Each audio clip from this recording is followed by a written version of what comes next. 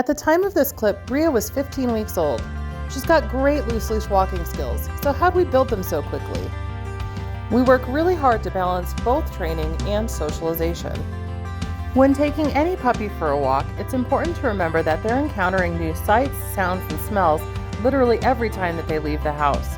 So all outings involve elements of socialization, and even if that wasn't the objective, a savvy handler needs to be ready to shift gears on the fly.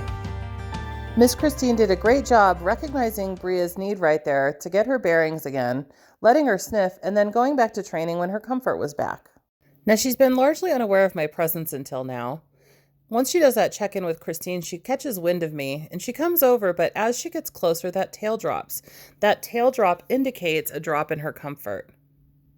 I give her a low target to say hello, and once she figures out I'm safe, she goes and checks back in with Miss Christine. Now let's back up to even earlier in the session. Let's look at her arrival when she first gets to these courts.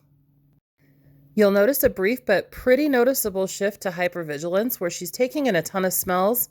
Her tail is a little bit lower. She does offer check-ins, which of course we pay, but our goal right now is actually not the loose leash walking. It's the socialization piece. And then she shifts to ready to work. Now let's back it up even further. Here's the moment when Bria first entered the park. She's taking in a ton of smells right now. Her tail is definitely low. It's not tucked, but it's not up in its confident position like normal. She's also not interested in her treats. She loves her treats, so this is an indicator that there's some stress going on. We try to offer again, but she's not interested. What she needs right now is time to acclimate to the environment and our support. It's a very rookie mistake to think that this dog doesn't see anything distracting, we just need to move along. But dogs live in a world of smells. They process everything through their noses. Giving her the opportunity to process this information is again part of socialization.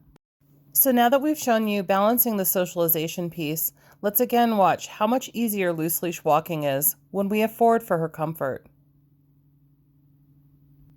If you're thinking to yourself, gosh, this is a lot of flipping back and forth. How am I ever to implement this?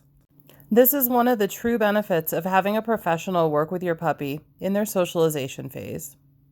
You have to be willing to shift gears quickly. Right here, we're working on the loose leash walking, but you'll notice some bikes go by, and a professional is going to pick up on that, and they're going to support the dog's needs to get their bearings, and then go back to working. That was beautiful. And finally, at the tail end of socialization, you can see her heading down the path that really spooked her early on. Look how much more confident she looks. She's much more engaged with Miss Christine. Beautiful training. Great work, Bria. Great work, Miss Christine. Thanks for watching and happy training.